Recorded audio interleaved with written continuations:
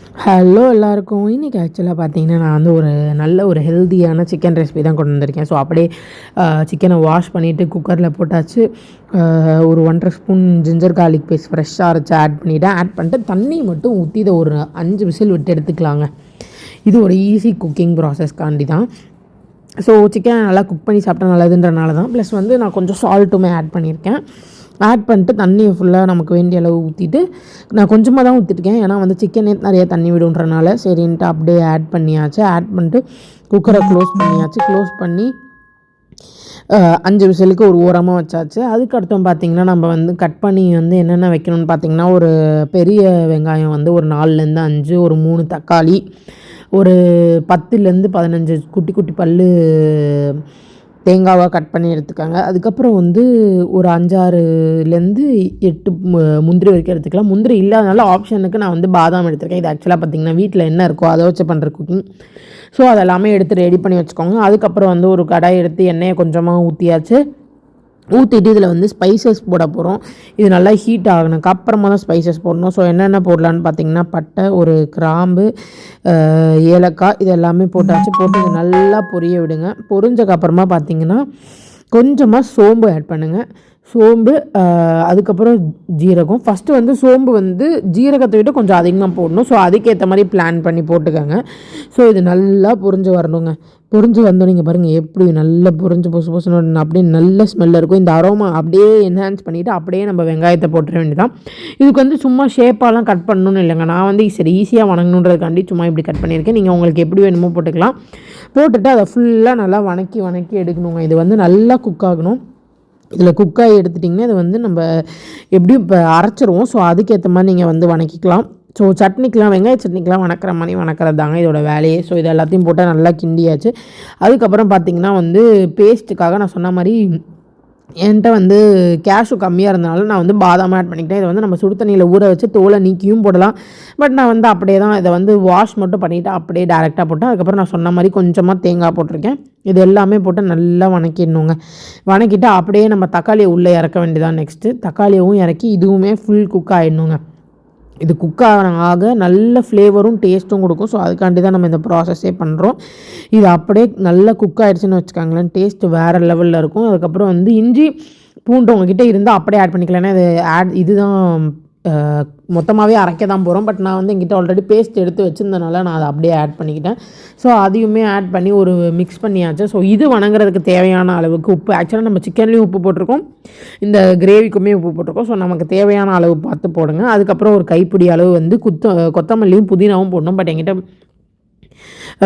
கொத்தமல்லி மட்டும் தான் இருந்துச்சு. ஸோ அதை மட்டும் ஆட் பண்ணிட்டேன். உங்கள்கிட்ட புதினா இருந்தால் அதையும் ஆட் பண்ணிங்கன்னா இன்னும் சூப்பர் ஃப்ளேவர்ஃபுல்லாக இருக்குங்க. பட் நான் என்கிட்ட இதுதான் இருந்துச்சு. இந்த ரெசிபி வந்து ரொம்ப ஈஸி, ப்ளஸ் நல்ல டேஸ்டியும் கூட, ப்ளஸ் ஹெல்த்தி வைஸ் நல்ல ப்ரோட்டீன் ரிச் ஃபுட்டும் கூட. இதில் வந்து ஃபுல் ப்ரோட்டீன் இருக்குது. ஸோ அதனால் நீங்கள் நல்லாவே என்ஜாய் பண்ணி சாப்பிடலாம். ஸோ இது எல்லாத்தையுமே போட்டு நல்லா மிக்ஸ் பண்ணியாச்சு. இதை நல்லா மிக்ஸ் பண்ணிட்டு அதுவும் நல்லா குக் ஆகணுங்க. இங்கே பாருங்கள், இதுவே நான் தக்காளி எப்படி வந்து குக் பண்ணி எடுத்திருக்கேன்னு. ஸோ இதை வந்து அப்படியே வந்து ஒரு மிக்சியில் போட்டு அரைச்சி பிளெண்ட் பண்ணி எடுத்துருங்க. இதை வந்து நல்லா நைஸ் பேஸ்ட்டாகவும் அரைக்கலாம், இல்லை குறன்னு அரைக்கலாம். நான் வந்து ஓரளவுக்கு செமியாக அரைச்சிக்கிட்டேன். அரைச்சிட்டு அதே கடாயை எடுத்து எண்ணெயை ஊற்றி ஒரு கைப்பிடி அளவு வந்து நல்ல கருவேப்பிலை போட்டுக்கோங்க. எண்ணெயில் நல்லா பொரியிட்டோம். பொரிஞ்சதுக்கு அப்புறமா அப்படியே ஒரு அரோமா வரும் பாருங்கள், வேறு லெவலில் இருக்குங்க. அதுவும் நீங்கள் ஃப்ரெஷ்ஷாக வந்து இந்த கருவேப்பிலை பிரித்து ஆஞ்சு போட்டிங்கன்னு வைங்களேன், வேறு லெவலில் இருக்குங்க. இது வந்து மெயின் ப்ராசஸ் இதில். ஏன்னா வந்து கிரேவியை உங்களுக்கு இன்னும் ஒரு படி மேலே தூக்கிட்டு போய் கொடுக்கறதுக்கான ப்ராசஸ்ங்க இது. ஸோ இது நல்லாவே பொரிஞ்சு வந்துச்சு. பொரிஞ்சு வந்தக்கப்புறமா அடுத்து பார்த்திங்கன்னா நம்ம வந்து கிரேவியை ஆட் பண்ண போகிறோம். நம்ம அந்த பேஸ்ட் அரைச்சி வச்சுருக்கோம்ல, அந்த பேஸ்ட்டை தான் ஆட் பண்ண போகிறோம். ஸோ அந்த இதை வந்து மிக்சியிலேருந்து எடுத்து எல்லாத்தையுமே எனக்கு வேண்டியது எல்லாத்தையும் கிளியர் பண்ணுறதுக்கு எல்லாமே எடுத்து வச்சாச்சு. ஸோ மிக்ஸி அப்படியே ரிமூவ் பண்ணிட்டு வந்து இதில் அப்படியே பொரிஞ்சு முடிச்சு சவுண்டு நின்னக்கப்புறமா நான் அப்படியே அந்த பேஸ்ட்டை வந்து உள்ளே ஆட் பண்ண போகிறேன். இந்த பாருங்கள், அந்த பேஸ்ட்டை அப்படியே ஆட் பண்ணி ஒரு வணக்குங்க. ஏன்னா இது அடி வேறு பிடிக்குங்க. ஏன்னா பேஸ்ட்டில் வந்து நம்ம திக்கான கன்சிஸ்டன்சி ப்ளஸ் எல்லாமே ஆட் பண்ணியிருக்கோம். எண்ணெயாக டேரெக்டாக ஆட் பண்ணுறதுனால அந்த மாதிரி இருக்கும். நீங்கள் டக்குன்னு மிக்ஸி வாஷ் பண்ணி அந்த தண்ணி மட்டும் ஊற்றுங்க. இதில் வந்து ஆக்சுவலாக நம்ம இந்த தண்ணி நார்மல் தண்ணி ஆட் பண்ண போகிறதில்ல. ஸோ அதனால் ஜஸ்ட்டு இதுலேருந்து வாஷ் பண்ணி இந்த பேஸ்ட் எடுக்கிறதுக்கு மட்டும் ஆட் பண்ணி ஊற்றினா மட்டும் போதும்.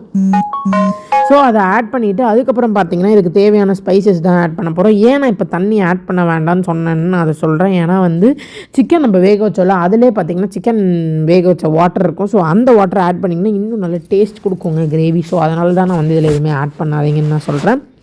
ஸோ பார்த்திங்கன்னா இந்த கிரேவிக்கு தேவையான ஸ்பைசஸ் போட்டாச்சு. கொஞ்சமாக கொரியாண்டர் பவுடர், கொஞ்சம் பெப்பர் பவுடர், அதே மாதிரி வந்து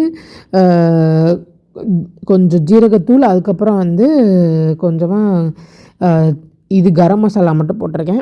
வேறு எதுவுமே இதுக்கு ஆட் பண்ணல. அப்புறம் வந்து கொஞ்சம் ஆட் பண்ணி பார்த்ததுக்கப்புறம் பார்த்தா ஸ்பைசஸ்க்கு வந்து பத்தலை பெப்பர் இதெல்லாம். ஸோ அதனால் நான் கொஞ்சமாக வந்து அதுக்கப்புறம் வந்து மிளகாத்தூள் ஆட் பண்ணிக்கிட்டேன். நீங்கள் வந்து உங்களுக்கு வேணும்னா இப்போ ஆட் பண்ணிக்கலாம். நான் வந்து சிக்கன்லாம் போட்டுட்டு அதுக்கப்புறம் பார்த்தேன். ஸோ ஸ்பைஸ் பத்தாத மாதிரி இருந்துச்சு. நான் சப்பாத்திக்கு வந்து இந்த மாதிரி பண்ணேன். நீங்கள் வந்து ரைஸுக்கும் சேர்த்து சாப்பிட்றீங்க அப்படின்னா வந்து இன்னும் கொஞ்சம் நல்லாவே காரம் வச்சு போட்டிங்கன்னா நல்லாயிருக்குங்க. பாருங்கள், நான் சொன்ன மாதிரியே இந்த சிக்கன் வாட்டர் நல்லாயிருக்கா. அதே மாதிரி மிளகாத்தூள் காரம் பத்தலைன்றனால நான் ஆட் பண்ணேன். சப்போஸ் உங்களுக்கு இது வேண்டாம்னா ஆப்ஷனலாக வந்து பண்ணுறப்ப நம்ம ஃபஸ்ட்டு அந்த சோம்பு ஜீரகம் போட்டு வணக்கும் போது பெப்பர் போட்டிங்கன்னா இன்னும் அதுவுமே சூப்பராக இருக்கும். நாங்கள் வந்து இது அப்படியே பாருங்கள், வேறு லெவலில் இந்த கிரேவி பேஸ்ட் வந்து எப்படி ரெடி ஆகிடுச்சுன்னு. ஸோ நம்ம ரெடி பண்ணி வச்சா அடுத்து சிக்கனை தூக்கி இதில் போட்டு ஒரு கிண்டி ஒரு 5 நிமிஷம் கொதிக்க விட்டிங்கன்னு வைங்களேன், வேறு லெவலில் செம்ம டேஸ்டியாக ஹெல்த்தியாக ஒரு சிக்கன் கிரேவி ரெடி ஆகிடுங்க. இந்த மாதிரி ஒரு சிக்கன் கிரேவி நீங்கள் வந்து சாப்பிட கொடுத்தீங்கன்னா, கிட்ஸாக இருக்கட்டும், ஃபேமிலியில் இருக்கிற பெரியவங்களாக இருக்கட்டும், சின்னவங்களாக இருக்கட்டும், யாருக்கும் இதில் வந்து இந்த நெஞ்சரிச்சல் இந்த மாதிரி எந்த இஷ்யூஸுமே இருக்காது. அதே மாதிரி வந்து ரொம்ப நல்ல ரெசிபியும் கூட. ஸோ அதனால் இந்த ரெசிபி நீங்கள் கண்டிப்பாக ட்ரை பண்ணி பாருங்கள் எப்படி இருந்துச்சுன்னு. ஓகே, இதான் ஃபர்ஸ்ட் டைம் என் சேனலில் பார்க்குறீங்கன்னா கண்டிப்பாக சப்ஸ்கிரைப் பண்ணிக்கோங்க, லைக் பண்ணிக்கோங்க, ஷேர் பண்ணிக்கோங்க. இதுக்கப்புறம் இன்னும் அப்கமிங் வீடியோஸ் எல்லாம் பார்த்து எப்படி இருக்குன்னு எனக்கு கண்டிப்பாக கமெண்ட்டில் ஒரு கமெண்ட் கொடுங்க. Okay, bye. Thank you. This is Sharvin Mom Channel.